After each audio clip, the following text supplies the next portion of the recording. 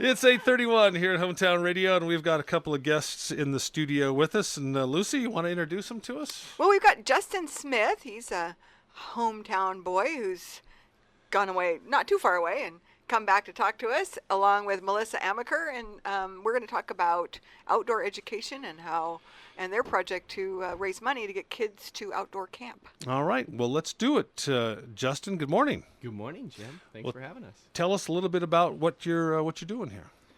Well, we are hiking from Mexico to Canada in April, 2,600, a little more than 2,650 miles to, as a personal quest, but also we're hoping to raise awareness and raise money for kids to go to outdoor science camp. That's what we do right now. We work as outdoor educators, and we think there's a lot of benefit to it. So we would like kids to get on out there and explore the outdoors. So, Melissa, is this like science camp? When our children are in 6th grade here in Amador County, they go to science camp. Exactly. Is that what this is? It's exactly that. And it's a great way to get kids outside and kind of teach them, because it seems to be a trend these days that children aren't exploring and going out on their own anymore. So science camp is becoming more vital as a tool to get kids outside. So what do you propose to do with your hike? You're trying to make it cheaper for kids, give kids like scholarships, so we don't have, because here we hold car washes, e-waste days to collect e-waste, all types of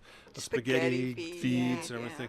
So this would help that? Exactly. This would go into that fund. Yeah, we've basically created a website. We're on Facebook. We're blogging. We're trying to get our idea out and get people to support us in what we're doing, and use this as kind of inspiration for kids to go out and discover a little bit more. But we're seeking donations. We're seeking sponsorship. We're writing a ton of letters. We're sending stuff out to big corporations to hopefully help us, support us along the way. We're trying to get some stuff from local grocery stores to help us give us some food for 5 months. But in addition to that, we need a lot of trail mix. Yes, a lot of trail mix. But in addition to that, we just want people to understand that outdoor education is important.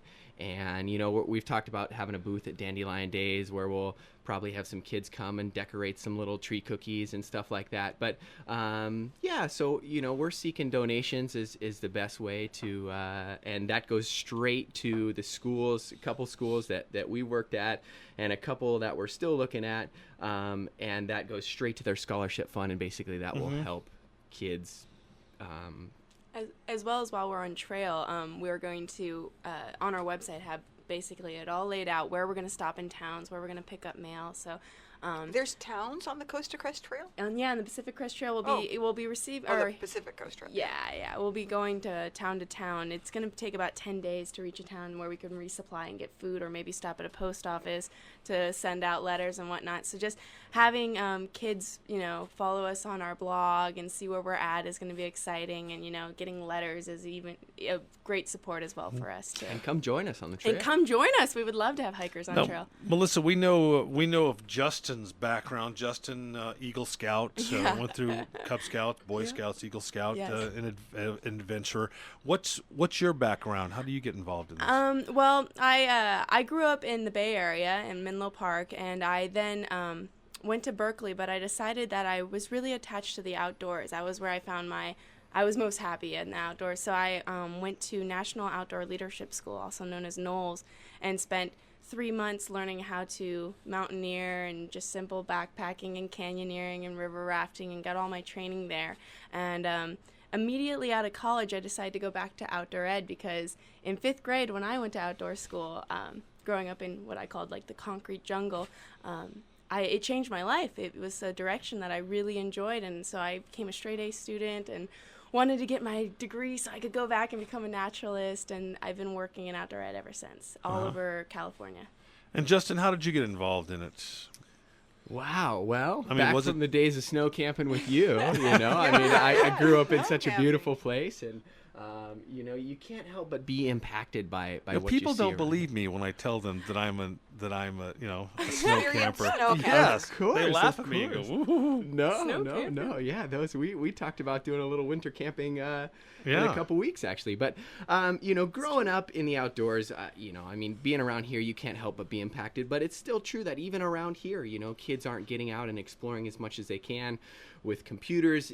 That's at such easy access now. People aren't taking advantage. I mean, with what's going on with the state parks. I mean, it's all over that you can see this impact. And so, I got into outdoor ed. I spent a little time coaching swimming. I grew up swimming up here in Amador County and spent some time coaching at Sierra College. And right after I graduated, I went and worked out in Florida with adjudicated at-risk kids and was leading canoeing trips down there, 30-day wilderness therapy trips. And that probably was a real turning point, just seeing how these kids are impacted after spending a month out there in the woods. It was kind of their last step before they went to juvenile hall. So do you hope to start your own science camp someday, or would this just be to help the current science camps? That's where we're probably going to go. The wheels are This working is that way. this is kind of a bridge into hopefully, I think that there's so much value in just getting kids outside. And we talk about starting a backpacking school or something like that.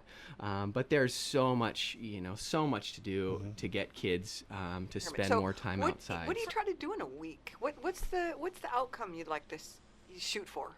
Oh, there's so much that happens in a week. When the kids arrive on the bus, not only are they nervous and they have the butterflies because they're in a new place like you're explaining, and it's typically their first time away for an entire week from their family. We try to not only develop their confidence as an individual and their independence, because that's a huge part of outdoor camp, aside from the natural part, but we connect what they've been learning in the classroom to the outdoors. So instead of just memorizing the formula for photosynthesis and knowing that that's what a tree does to make food, they can go and run under a leaf and actually watch it happening, and then it puts two and two together, and it makes science alive and exciting. And then we can also connect it to other things like art and writing skills and historical skills of the area. So it's all these different things going on that come together and just makes education alive to them, and also the outdoors. It's a really cool experience. Just awareness of themselves in space, and self-reliance is huge. Having kids, clean up after themselves and take care of themselves, and in addition to going on hiking trips and being prepared and remembering their water and remembering their backpacks and just taking care of some basic needs. Yeah, I mean, what they're uncovering and exploring and revealing to themselves and their classmates is just it's priceless. Mm-hmm. You have kids come in on a Monday or Tuesday, and they refuse to sit in the dirt. They refuse to sit on the ground because that's dirty and gross. And by Friday, they're all like rolling in the mud with us, faces painted, needing tree energy, which is like the burnt bark of a tree on their face. And it's great to see that change. Sure. They take that with them back home.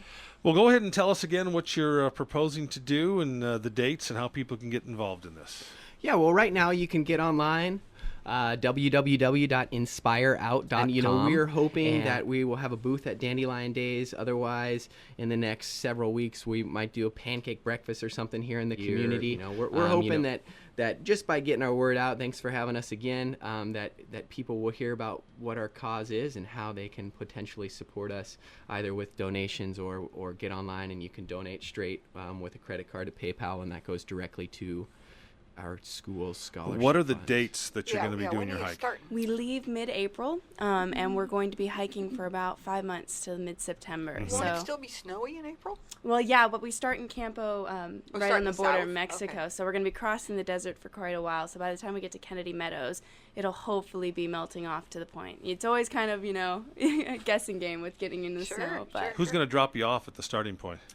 good question. We have to figure that one out. We'll sort that out. I haven't bribe anybody to do that yet. We may have to take a bus. We'll figure that one out. So. All right. Well, Melissa, Justin, thanks for coming in today and visiting with us. And Good we, luck. Thank you so much.